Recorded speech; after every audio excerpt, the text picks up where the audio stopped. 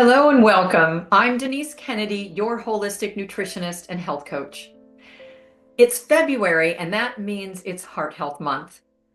When we think about heart health, we often focus on diet and exercise, which are important, but there's so much more to the picture.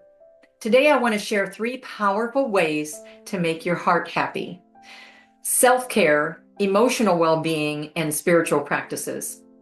These go beyond what you eat and how much you move. Let's start with self-care.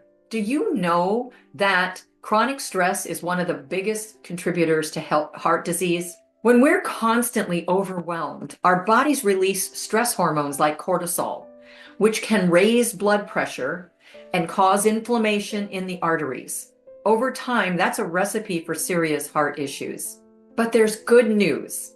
Small, intentional self-care habits can help reverse those effects. Did you hear that? Reverse those effects.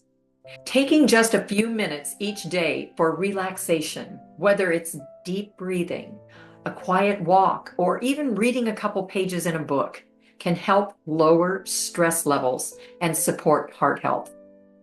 Research also shows that a simple activity such as organizing a drawer or maybe the shoe area of your closet, this creates a sense of control over your environment, and that helps calm the mind.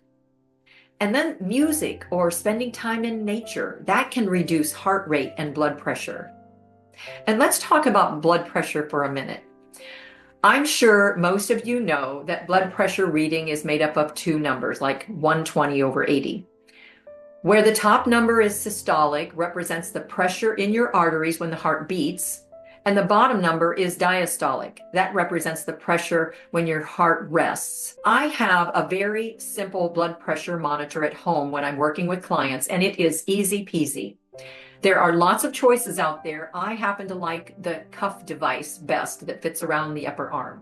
If you are concerned or just want to know, it's so easy to get a home device. One thing I want to mention is before you take your blood pressure, avoid caffeine or exercise for at least 30 minutes beforehand. Take charge of your blood pressure by being in the know. And once you know, you can control it by practicing some of these things we're mentioning today. Obviously, use your best judgment. If you feel you need intervention, then make that decision. Now let's talk about emotions. And this is such a terrific topic for this month since it's the love month. Won't you be my Valentine?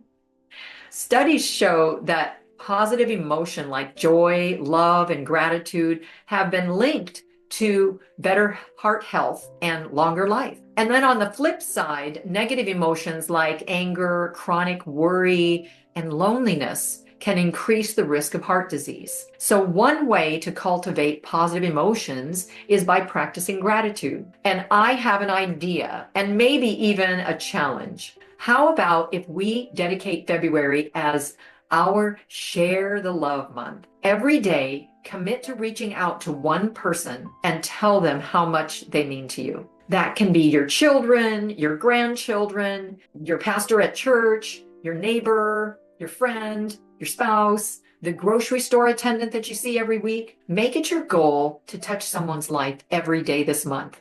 This reaching outside ourselves and having some type of social connection actually helps regulate blood pressure, and it reduces health risks. It gets to the heart of the matter, so to speak. And here's something interesting.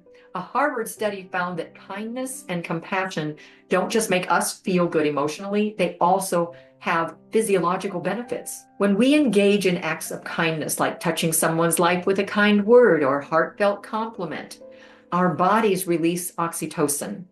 This hormone helps lower blood pressure and reduce stress and promote overall heart health. Isn't it amazing that when you give love, the benefits come right back to you?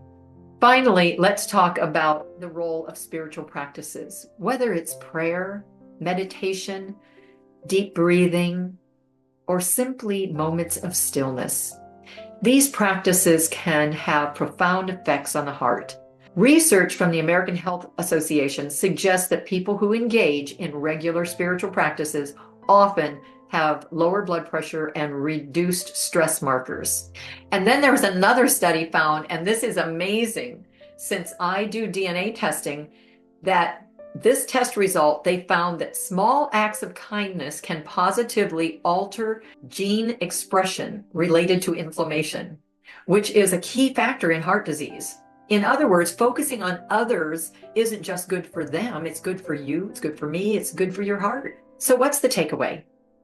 A healthy heart isn't just about what's on your plate or how much you exercise.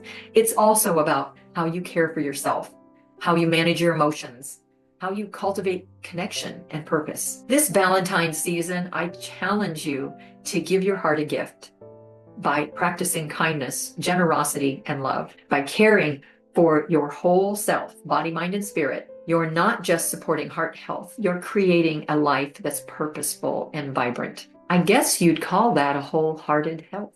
Remember, my friend, I'm sending you love today and always.